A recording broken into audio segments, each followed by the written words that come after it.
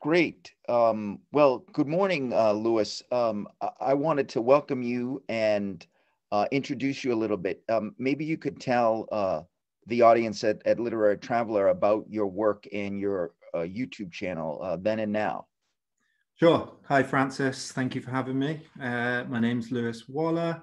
I have a YouTube channel called Then and Now where I explore topics usually in philosophy, but across history, across politics. It's quite broad. But recently I've been looking at the history of modernity and the philosophers of modernity and how those ideas still influence us and guide us in many ways today. So that's my day job. Terrific. And how long have you been doing that? I think 4, 5, 6 years. It started off slowly. So, you know, it was quite intermittent for the first year or two. And I've ramped it up since then. I've been doing it full time now for, well, not very long, a few months, I'd say. So I've been slowly increasing to full time up until the last few months. So I've sort of just overcome that first hurdle. Oh, wow. Well, congratulations. That's great.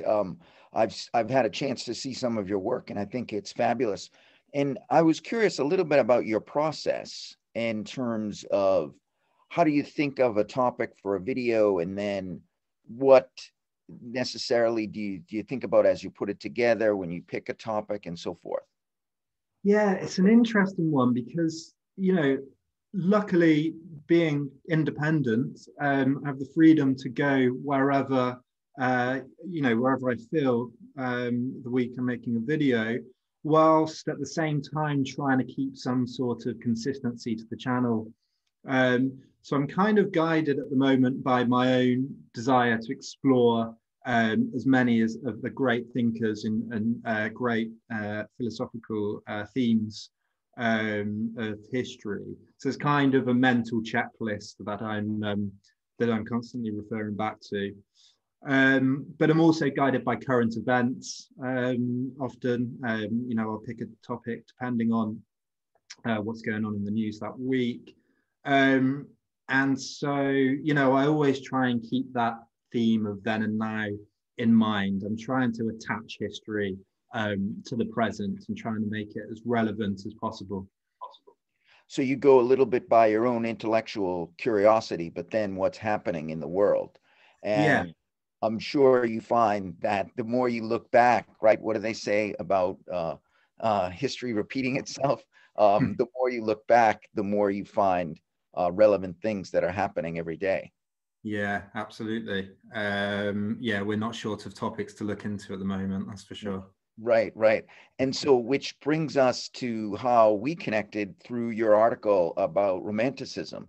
And why don't you tell us a little bit about that? Because I think that's a great subject to revisit, because it's even, in my mind, more important nowadays with this worldwide pandemic that we're all dealing with in terms of a way to approach the world. So tell us a little bit about your article and the inspiration for it.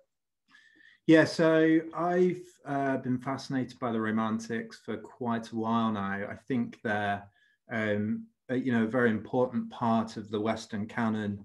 And I think they're sidelined quite a lot, and their importance for our history and how we think underemphasized a lot of the time. And we can learn so much from reading them, which a lot of which I think is we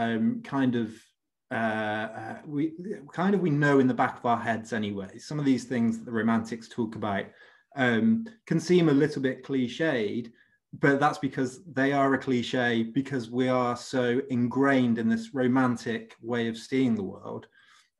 So just as an example of what I mean, the Romantics in the late 18th century and the early 19th century were revolting almost against this new Enlightenment trend of emphasizing logic and reason and calculability and mathematics and this very dry and sterile way of understanding the world.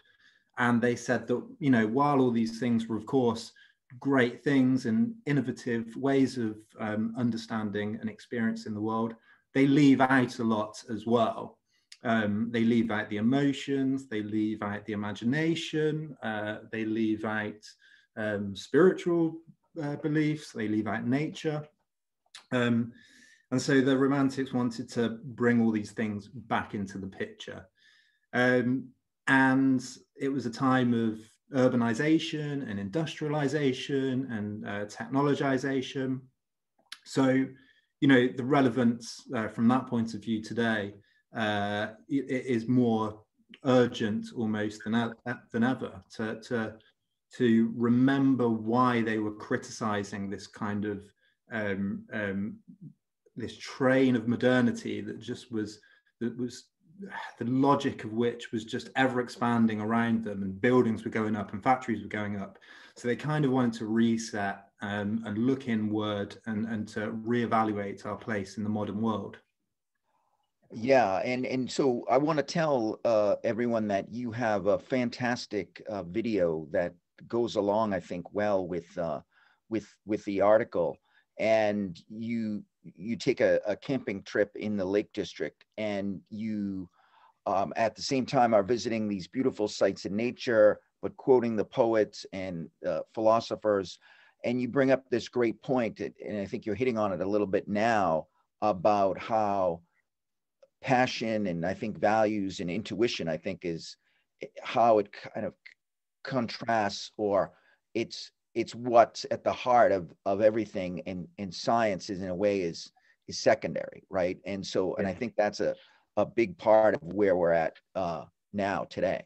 Absolutely, yeah. I mean, Wordsworth described science as a succedaneum, which is a word I presume has gone out of usage a little bit, because I've never heard of it and had to look it up, but it means a supplement, a second best. And they were, well, he in particular was saying that science and mathematics and carefully studying the world is a way to achieve a goal, a way to achieve an end, as a means to an end.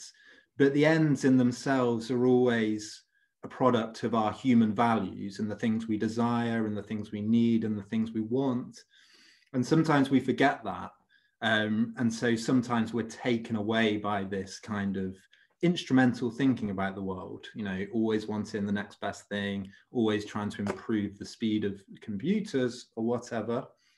And what they said was that the values and the emotions and the intuitions and the feelings that went into building our needs and desires and our pictures of the world are the fundamental things. They're the things that come first, and they're the things that we have to you know, really interrogate and understand to know ourselves.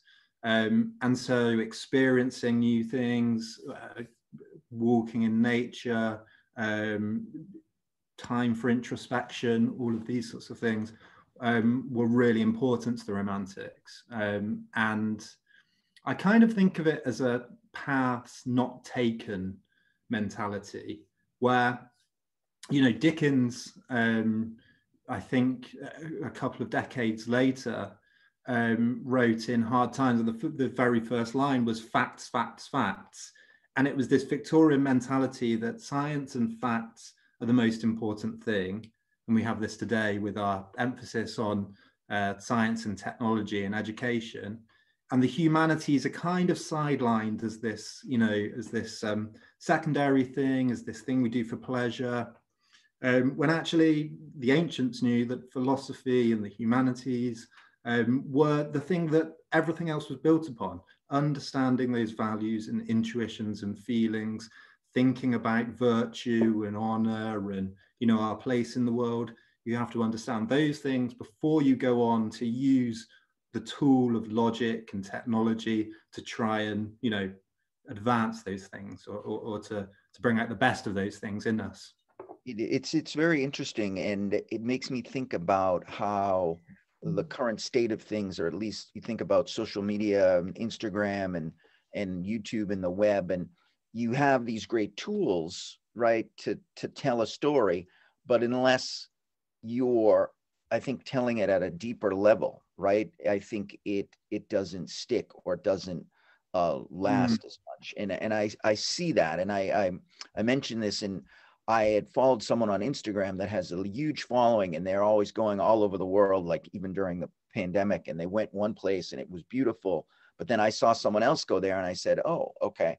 And it was like the same thing, or like I've seen that before. And I found myself guilty of like not looking at things really for what they are or the beauty they possess, but only that I've seen that already one time before, right? right. And Yeah.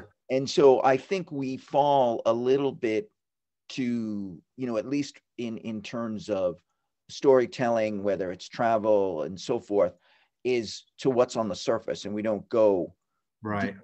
And I think that that's what's great about the Romantics. And I recall visiting the Lake District. It was I visited it. Oh, gosh, it was a long time ago. It was over 25 years ago. With my wife, we were English majors together, and we went there and we visited a lot of those places. And I remember the breathtaking beauty, and it was like pre-internet, right? The time, Right. and so it's interesting to think about that Yeah. now. Yeah. Yeah. Yeah. Yeah. I bet it was a very different place back then as well. Yeah, it was, and it was interesting. It was a recession at the time, and people would Oh, ask wow. us why. They said, "Why are you here during a recession?" Well, yeah, just on a side note, actually, a few of the locals we talked to have this love-hate relationship with so many tourists come in. And especially now where, everyone's traveling domestically because of COVID, the Lake District's more popular than ever, apparently. But they're saying it's at capacity, um, to the point where the natural beauty of it is going to be ruined if more people continue to come without respecting some basic common sense decency things like not dropping litter. And they were quite worried about the future of it. And a few people talked about maybe a Yosemite type system. We have to register to enter the area, which I was surprised at and had never heard. And actually, Wordsworth was criticized in his day for being elitist and snobbish, for worrying that the railway being built further and further into the Lake District was going to bring too many people to spoil it. And, people said of him that he wrote about taking all this pleasure and joy from nature, but only the right people, according to him. So he did become a lot more conservative and elitist and snobbish later in life, and was criticized for that. But there is an interesting dichotomy between enjoying nature and something being almost too popular. Right, and it is interesting in that sense, right? Where you talk about this a little bit in the video about how that land as a resource was at one time, open to everyone, and now parts of it, or a lot of it, is private property, right? And Right. so that beauty, that resource, becomes expensive, or only available, not available to everyone. And so I think it is important to look at those areas as a living, uh, na- it's essentially natural history, but it's literary history in a way, and it's connected to the land in an important way. So it should be preserved. And we see that. We live outside in the States, outside of Boston, and near where Walden Pond is, and that's a similar. Wow. It's Yeah. where you get so many visitors that during a warm day in the sun, you get people there that are in the summertime, that are there to visit the pond and remember Thoreau. But you have to pay attention to Twitter to see when the parking lots fill up. Wow. Yeah, that's interesting. Yeah, Yeah. so it's something to be managed, which made me think a lot. I tend to see that there's a strong connection with the Romantics and the Transcendentalists. And I was just wondering, what would you think of, what would Wordsworth think of things today, and how, um, how we live and how we uh, take part in nature. Yeah, I haven't read the Transcendentalists actually. Well, I did read some of Thoreau, but I was much too young to understand what was going on and can't really remember it. What would Wordsworth think? I think his influence is so great that he would probably be very surprised and happy with how much we revere nature in ways, of course. You know, there's the obvious important fact of global warming and how much we pollute and disrespect nature in that way and don't live in symbiosis with it. And he could see the beginnings of this. Factories were going up, smog was already an issue. They thought of pollution as well at the time as more noise pollution and the damage loud noises were doing to people's psychologies. So I think in many ways it's an interesting question. He'd obviously be dismayed because of global warming and the state of the planet. But he, I think, would be satisfied with how, for example, he influenced the National Trust in Britain to take some of these places into public ownership. Not even just in Britain, of course, across the world. I think most countries have this attitude to their great natural locations, that they are not to be, you know, bought up by capital and not to be resourced. They are public ownership. They are in public ownership for public pleasure, public joy, and they are something to be preserved. And the importance of that, I think, is, you know, colossal. And I think it does speak to this. I think the reason is because it speaks to this. We have these pockets of industrialization and modernism, or modernization, or modernity even, in cities. But we know that there's something special about the natural world, and we know that it's restorative for us to experience it.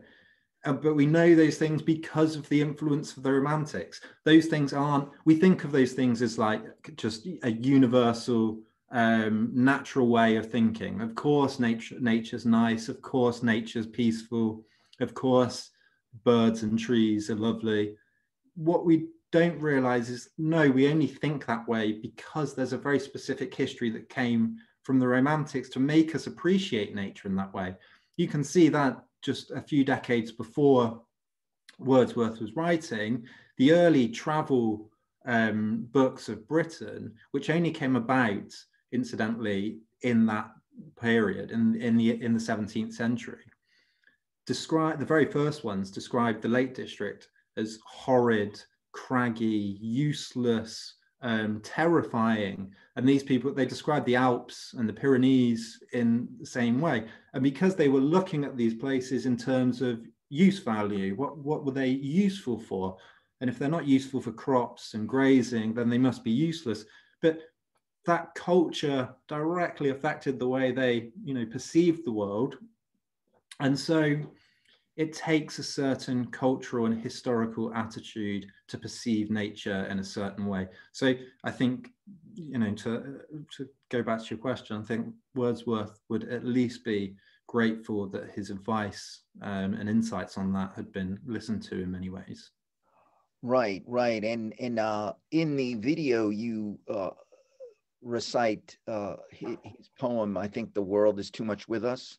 And it is a poem, I think, that is even more relevant today. And it seems like it's hard unless you make a conscious effort now, right? Because of the pandemic, everyone's even more connected to technology, right? Through work or what's going on in the news and so forth.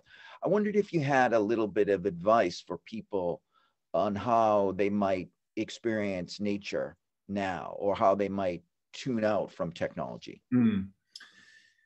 That's a good question. I mean, the obvious thing is obviously to put your phone down And camping's a great way of doing that, because it's a compulsion. We all know it, to pick up our phones and to flick through Twitter and Facebook.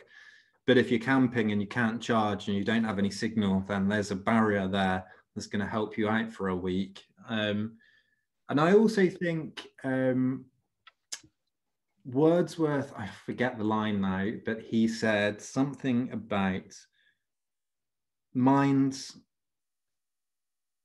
that have nothing to perceive conceive nothing, or some. I'm butchering it, but something like along those lines. Oh, And his point. Go on. I think I have it. From it was that minds that have nothing to confer find little to perceive. Yeah, perfect. I love that line, because I think, again, it brings us back to that idea that the way we look at nature is not just given to us. We have to almost condition ourselves and learn how to appreciate the thing we're looking at sometimes. So, as an example, in the Lake District, reading the Romantics, reading the poetry about the place, reading the history of the people that had lived there then, brought such a deeper appreciation of the things I was looking at personally. And, you know, it just draws you into this moment that's a small moment of a greater history. And it just, yeah, it brings these subtle layers of appreciation. So I think, I mean, you guys over there at Literary Traveller surely obviously know this fact. It's about traveling and reading the small things that other people have noticed about the place, and the feelings that brought up in them, and the, you know, and the insights that people have had about that place. Yeah, I think that's really fulfilling. It is, in a way, and that's a lot of what the site is based on, is becoming essentially part of what you've read, right? To read about something and then to experience that place in person or virtually now, which has been the trend. And so that's definitely a challenge. In terms of, maybe there's a poem or that you could recommend, that you, if you have a favorite poem or a favorite quote that you might want to leave people with.